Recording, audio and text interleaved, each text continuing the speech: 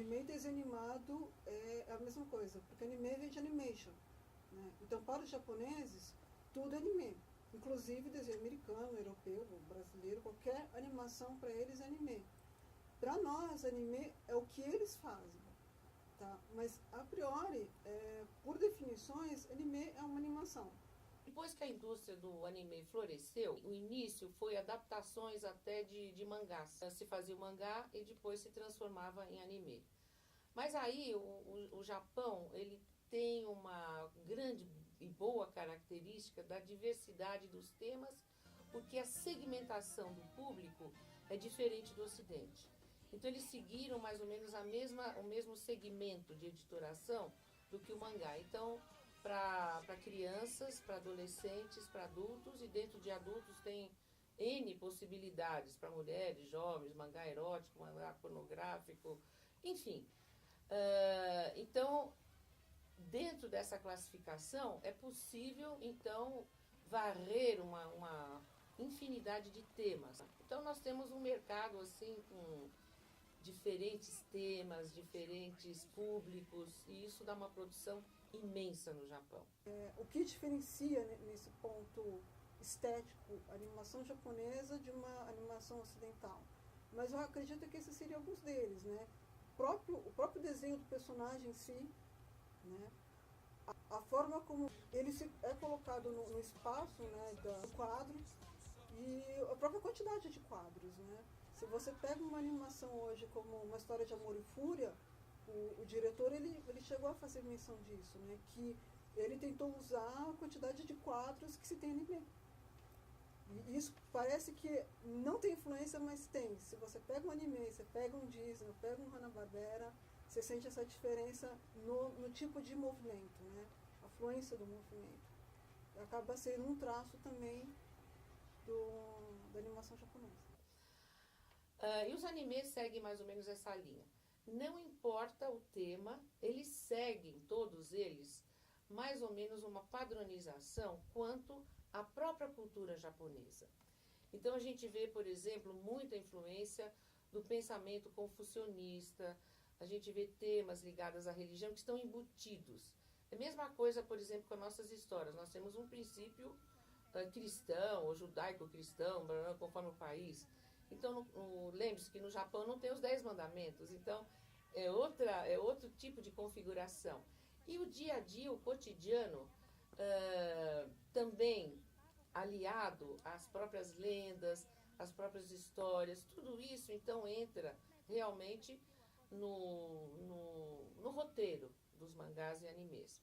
Então, quando os desenhos japoneses vieram para o Brasil, na verdade, assim, não se tem um registro ao certo de como isso chegou. Inclusive, para fazer a pesquisa, eu conversei com algumas pessoas da televisão daquele período e muita gente não sabe ao certo como é que aquele material chegou.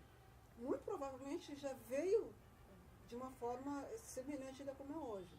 Os caras iam lá fora, compravam, isso era dublado, enfim, passava na televisão.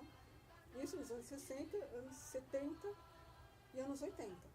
Algumas poucas pessoas tinham acesso a VHS, que eram vendidos na Liberdade, mas isso era muito pouco. O tipo de aquisição continuou sendo um pouco aquela, né, da vinda dos animes, só que de 94 até hoje a gente teve o advento de uma coisa chamada internet.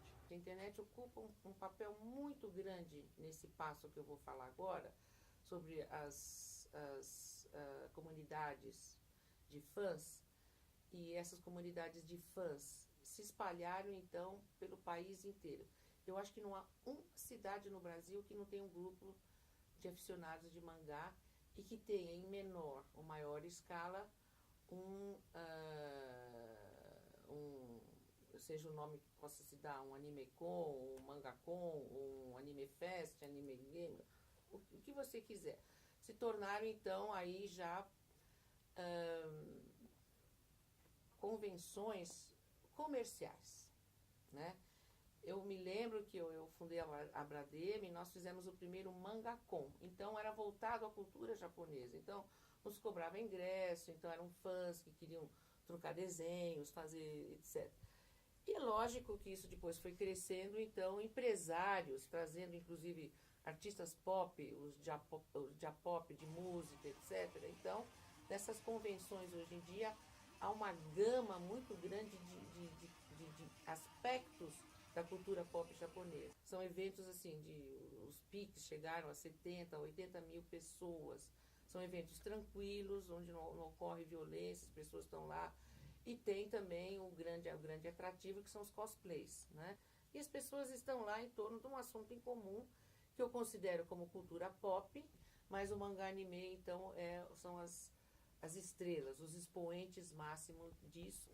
O que as pessoas, os educadores ou aqueles que detêm algum tipo de poder poderiam fazer era, antes de criticar, procurar conhecer, não ver um episódio, não ver dois, mas ver um número razoável de episódios, né, uns 10 pelo menos, porque muitas vezes algumas coisas não se pega vendo esporadicamente, você não sabe o que está acontecendo num título. É bom lembrar que desenho japonês é semelhante às nossas novelas, ela tem um início, tem um meio e tem um fim, para poder entender aquilo que o filho gosta, que o sobrinho gosta, que o aluno gosta.